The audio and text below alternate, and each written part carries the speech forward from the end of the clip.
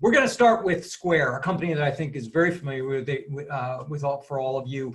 They helped invent pretty much a new payments channel for small businesses. And a large part of their overall business remains that seller side. And our guest today, Lauren Weinberg, oversees marketing for that seller-focused part of the company. Before coming to Square 2 years ago, Lauren had been a consultant and a veteran of both Yahoo and MTV. Lauren, are you there? I am here. Hi, Lauren. How are you today? Where are we finding you? I am in New Jersey. I'm doing well. How are you? Oh, my old stomping grounds. That's where I was raised. So you came into this year with a master plan. In fact, Square, and I'll hand it over to you to tell us about this, but Square really had some very big ambitions for what it wanted to do on the branding side, especially to its sellers. Tell us what that campaign looked like and what the original plan was before we get into what the big pivots were. Sure. So yeah, 2020 was the year for Square's first ever global brand campaign. So it was very exciting. And the goal behind this campaign was really to create more awareness for Square amongst the business community by really showing who we are, what we stand for in a way that highlights the breadth and depth of our offering. And at the end of the day, what we want to communicate is we're building business tools in unexpected ways to really empower business owners to succeed on their own terms. So this campaign, I would say, was the first time that we ever would have the same message in every country that Square is in, which is really exciting. And it had Square very front and center in the campaign, which as we got into COVID, or we're getting close to COVID, we were feeling like this may come across as tone deaf. And before COVID and the world shut down, we had thought about, okay, let's just maybe push this out a little bit to give ourselves a little bit of time to see how the world is going to evolve, to make sure that we're putting the message out there in the right time. So this was a very top-down message. This was very brand forward, feature forward. This is what we can do for you. And the timing originally was really, you were going to start launching this right around the time COVID hit, right? March, yeah. So tell us what happened and sort of walk us through a little bit of a TikTok of when things hit and when you decided this was not the time or the place for this message and for this approach. Yeah, so we were slated to launch in March. So we were pretty much like teed up, ready to go, had all of our assets. And when COVID first started to surface in a bigger way, we developed a 3-phase plan. And in the first phase, we did some research, we talked to business owners, and they weren't very concerned initially. And so we didn't want to create any sort of additional alarm. And so we decided phase 1 for us is really business as usual. But in that time period, we did decide, hey, let's push this campaign out a few weeks and see where we are in the world and make sure that we still want to go out with this message. And then the second phase was really, what are things that we can do to help get business owners ready for this time? And the third phase for us was going to be all about relief, because we knew that when things really started to shut down, that it would have a major impact on business owners. And so we were probably in phase 1 for 2 weeks. And then in the matter of 2 days, went from phase 1, 2 to 3. Just like that. I feel like the same way that everybody else, like the world just very quickly shut down. And I think that's how it felt for us, which then became, I would say it was a much more hectic time of, now we're not business as usual. Now the things that we were saying before no longer make sense. We don't want to be sending out emails. We need to move immediately into what can we do to help and what should we be doing to provide relief for the business community. So what was the communications and the content challenge? Because I think as we saw at the top of the event when we were talking about the survey, this was one of the key challenges that everybody had during this period, was developing the right content. So tell us how you developed that content, knew what to say, but also marshaled the resources to be able to deploy it. Yeah, so I would say a few things. One is, I think that the immediate thing was taking down messaging that wasn't relevant. So that was probably the first thing that we did. And then I would say for Square's an extremely customer-centric company. I know every company likes to say that, but it's true at Square. It's like in the DNA and the ethos of the company. Everybody thinks about like our customers and our sellers all the time. And so I would say like we were very unified, which was great early on. And we decided to shift our focus into like accelerating products on the roadmap and making sure that businesses understood about those things. So that became like the first pillar of our communication strategy. Only talk about things that would actually be really helpful right now. For example, we rolled out curbside pickup and delivery, and we wanted to make sure that everybody knew that that was something that they could take their brick and mortar business, bring it online, and offer those solutions. And that the second thing was really around relief. So what are things that we can do to provide relief? And we sent out a communication to all of our sellers. We refunded their SaaS fees in March. We gave away free SaaS again in April. And then we just really started to communicate around things that they needed to know, because I think, as we all can recall, there was a ton of noise when COVID first started, and just, you know, emails from every company you've ever had a relationship with. And I think we wanted to be really mindful of communicating on things that were be very useful and important to our customers. So we also rolled out a program called Give and Get Local, where we created a directory of gift cards and local businesses. And we were bringing our customers into that directory, but also promoting that within just with consumers so that they could support their business community. And then we rolled out PPP loans for customers. And we wanted to make sure that they knew that they could get a PPP loan through Square if they were having any trouble getting it through their bank. Mm-hmm. And I would say the last pillar was really education and help. One of the things that we did early on was create some virtual webinars. So, you know, the West Coast shut down first. So there was restaurant owners in Seattle and California that had already started to make these like pivots and adapt. And so we created some webinars where, you know, businesses that hadn't quite gone into full shelter in place measures could learn from other business owners. And for us to just create a better sense of community, I think was an extremely scary time for everybody, and especially for the small business community.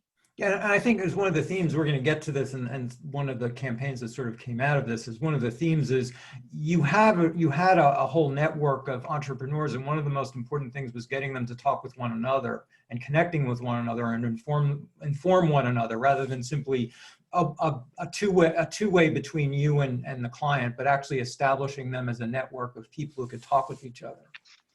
Yeah, that's correct. So I would say after we kind of, I think, got through the triage mode of like, what are things we can do to help? What relief can we provide? How do we make sure that we're getting these products out the door and that our customers know what they are? Then a part of the third phase became around creating and fostering that sense of community. And in that, we started to run a very grassroots campaign on social. So we do often feature our customers in our marketing and communications efforts.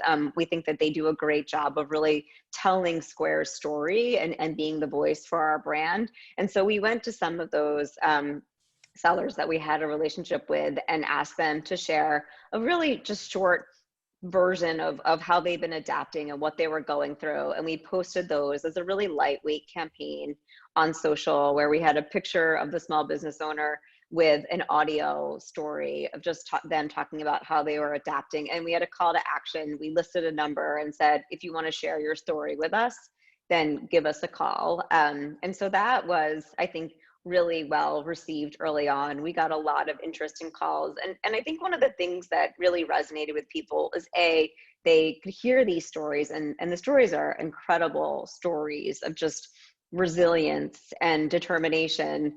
And I think it was a real point of pride for these business owners to be able to share their story, but it also was creating demand for their products and services. So a lot of people had pivoted online. And if you read in some of the comments on our social feeds, you can see where there are people saying like, I just went to this site and everything is sold out. And so I think it was both creating that sense of community, elevating their profile, and that did end up becoming the basis for the campaign that we ended up launching later in the year. I want to stop you because we have two examples that we teased out of this, and I want to show them in full because I think it is a remarkable campaign. And on the other side of this, I want to ask you about how you made decisions about putting the creative together and soliciting more of these stories, because I think This was an interesting take, different from a lot of other brands. Rather than here to help, which is the initial response, this idea of cultivating your other users to serve one another and talk to one another, I think was a really important point. But anyway, let me cue Ryan to roll the tape for us.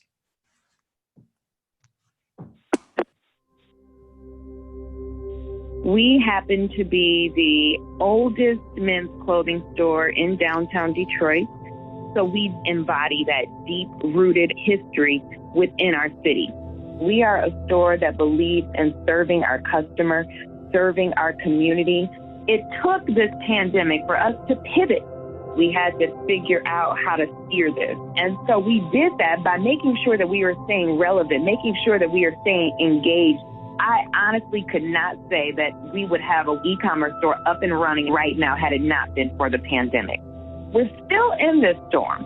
The world is still in it, but we are resilient. We are tenacious. I love to say that we have survived the Great Depression. We have survived the recession, and we are survivors.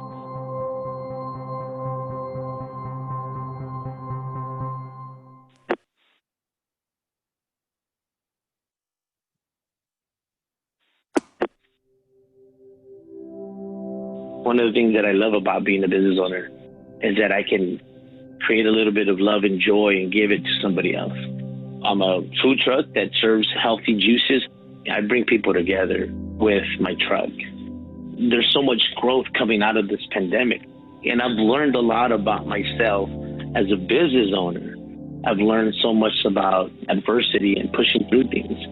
It's scary, man. I'm not gonna lie to you. It's been emotional, but at the same time, it shows you a lot about who you really are. You know, everybody wants a business, but nobody wants to put in that work. It's so exhausting. But if you really want it, you can have it. You gotta sacrifice, you know?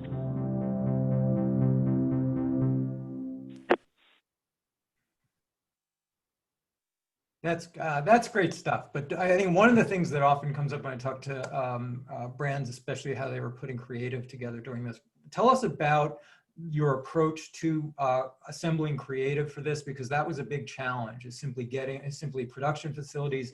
How did you do this, and what did you learn about the creative process by doing it? Yeah, so I would say, yes, definitely. I mean, not just for this campaign, but for every campaign that Square has running, we had to reshoot all of our assets, and considering everyone's on the ground and we're trying to keep everybody safe, that definitely was no small feat. And I would say for this campaign in particular, like, we made a very conscious choice to not have live action and to make it more of a photo montage. We felt like that was more authentic and real for what's happening right now.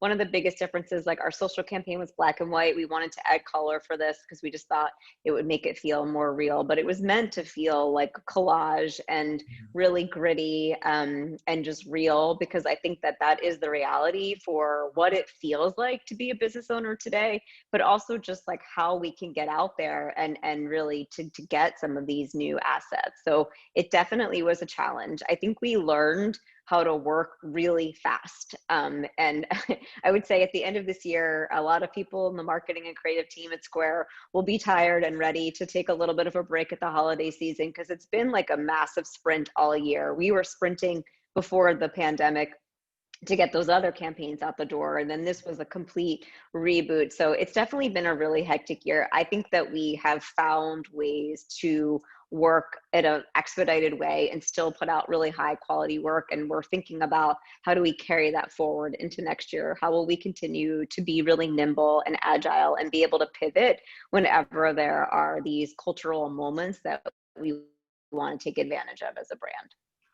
What was the media plan for this part of the campaign? And by the way, this is what ran chronologically. This ran in June, July. Is that ran at the end of July through August.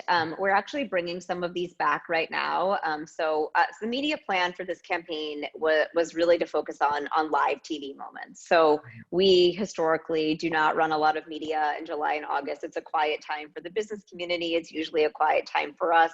But given that the world has a different, seasonal trends this year, people aren't necessarily going on vacation, and live sports was coming back. We wanted to take advantage of that moment. And we did want it to feel different than other things that had been out there. I think at the beginning of the pandemic, there was a lot of we're all in this together messaging.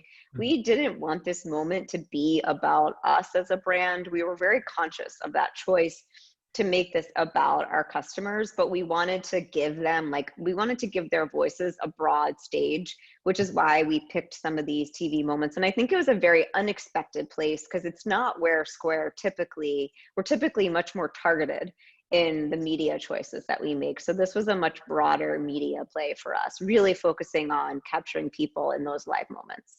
Was there any measurement in place, and what are the did you have specific goals against this campaign? There's always measurement in place. So yes. And for us, I mean, we're still looking at the results are still coming in because we're really just getting out of field with this campaign. And we're actually going back to run some more spots during the NFL season. But I would say for us, we looked at, do we see more people coming to our site, more people wanting to submit their stories to us? And then we'll ultimately look at our brand tracker, which we don't have the data from yet. But I would say early indication, we saw a huge spike in traffic to our website when this campaign was running, and also just some really interesting chatter on social, and even business owners in other countries who had seen some of these ads saying, I think let's say Canada, for example, I saw this ad on TV and I really want to share my story with Square. So we're basically looking at, are we driving more demand and interest for Square overall, and really elevating our awareness, which we don't have the data back on yet. You were getting so much feedback, both formally and informally, from your seller community. Are there particular things over the course of these 4 or 5 months of that heavy feedback coming from them that you learned that has changed and moving forward is going to inform all of your messaging and media planning? I mean, did you learn new things about your own constituency? I feel we are pretty in touch with our customers on a regular basis. So I would say we've been kind of reaching out to them throughout this. And I think just to learn, I think we already had good insights. One thing that we knew before we even did any of these campaigns is that, we wanted to be careful about the role that we play. I think one thing that we've learned from our customers is that as much as they feel that Square is there to support them, that when we say things like we're all in this together, that doesn't really feel authentic to them, because they feel like they're doing it on their own. And so I feel like we've used that insight to be really careful about the role that we have our brand play and the way that we talk about what we do, because at the end of the day, Square is here to serve our businesses and our customers. And they're the ones, I mean, if you listen to the stories from Lauren and Andrew, they're the ones who are doing the work, who are putting in the time. And I think we just always want to be cognizant of being clear what role we play versus what they play. I want to, before we round this out and talk about where you're going moving forward, I want to signal to everybody that we want to take your questions. If you have questions for Lauren, please raise your hand, and Lisa will get to you. So, okay, so we start out at the beginning of the year. The big plan was a sort of a big branding campaign, top down, feature oriented. This is Square. Get to know Square. We have the crisis. You learn a lot from your own users. You hear from a lot of your own users. You create this really feels like a very grassroots campaign coming out of the very voices and images of your user. Now you have to pivot back. You've gone through 3 or 4 media plans now this year. Now you're pivoting back, and you have to come up with another campaign towards the end of the year and leaning forward. I'm curious what's come out of this now.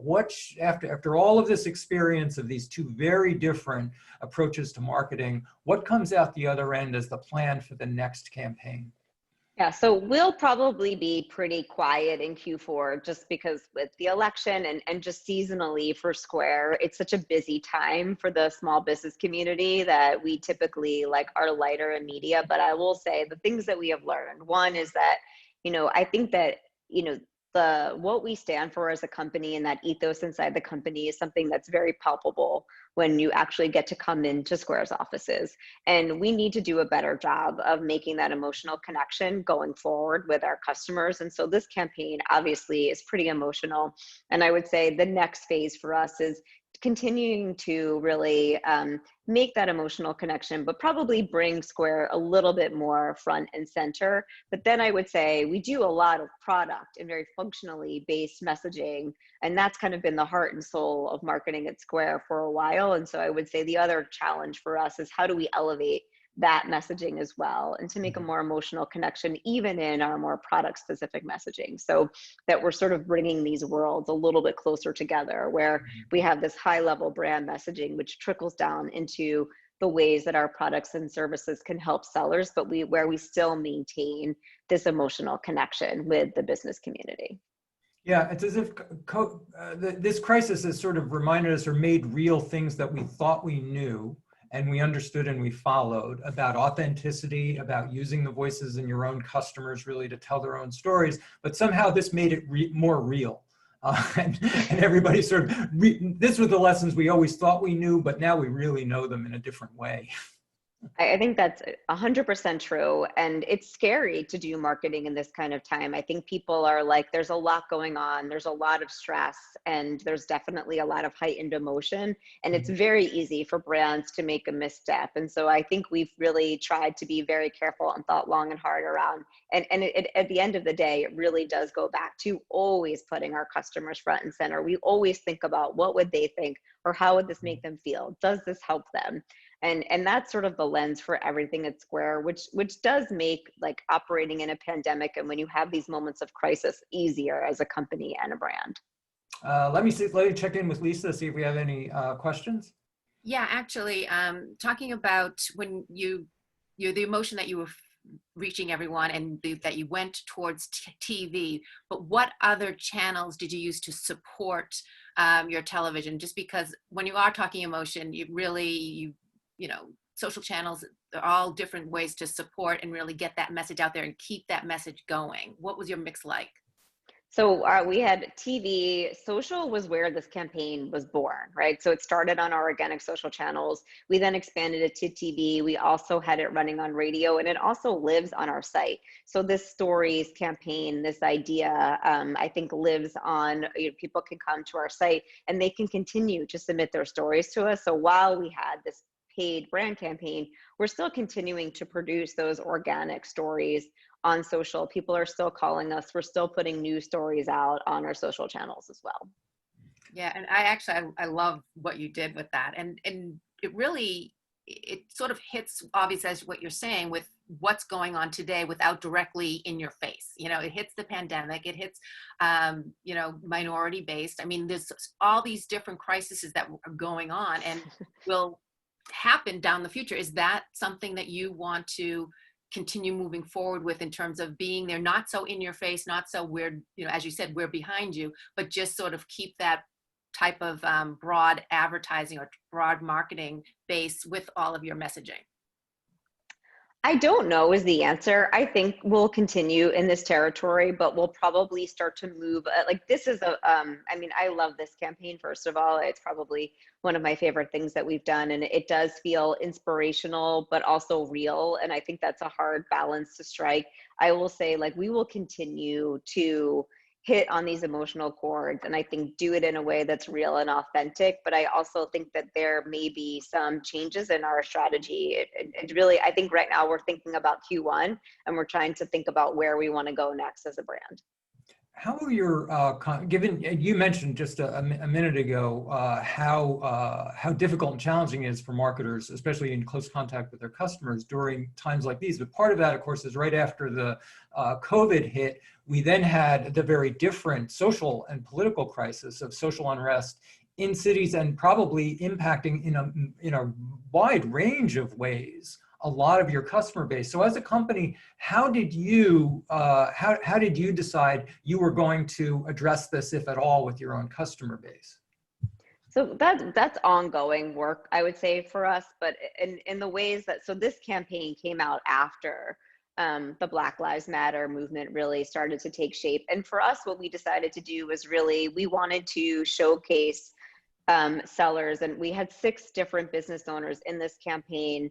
And we really wanted to show diversity, both in the kinds of business owners that we were showing, the types of businesses, the location of the business. And we really wanted to highlight a lot of these these Black-owned businesses in a really positive way that really talks about like just like what they're going through. And I think just to show a mix of businesses that's very representative of the mix of businesses that we have in this country.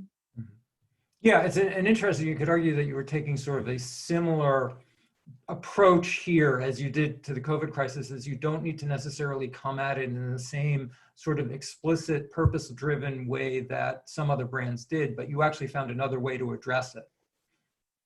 I think that's true, yeah. Lauren Weinstein, thank you so much for coming with us. This was a great campaign, by the way. I really love those spots. I do too. Thank you so much. Thank you for having me. And then I would say, Lisa, one other thing is that we also, during this time, released our first Square podcast, which is another way that we continue to sort of surface these conversations with our business owners, which is a little bit easier to do through COVID because you can do it through, you know, video and voice, and you don't need to be in person. And that's the other way that we're continuing to sort of allow their voices to educate other people and to surface some of these issues. And that's called Talking Squarely. Are you by the way, since you raised it, you know, any sort of content marketing program like that, especially involving sort of branded podcasting, for some that's been a very heavy lift just in getting uptake on it. What sort of success have you seen with your podcast, and what has it taken to really reach your audience with it? So I would say that we're in infancy. Right, that's still a really nascent program for us. So we only have, I think, released 4 episodes so far. So we're still working on that distribution mechanism. And part of it is some of the business owners that we highlight are influencers within their own community. And so we'll tap into them to help spread the word about that. So I would say it's a great question. And I think it's something that we think about a lot, not just for our podcast, but also for the video content that we're putting on YouTube, and how do we just drive greater distribution for all of the great content that we're putting out there. But if you've one of your projects has been cultivating this community of users, including connecting users with one another. So you're sort of building your own network, at least to help start it out. Yeah, that's definitely true. We definitely have the advantage of like a large seller network that we can tap into. So yeah, that's true. Lauren, thanks very much. I'm going to thank you again for having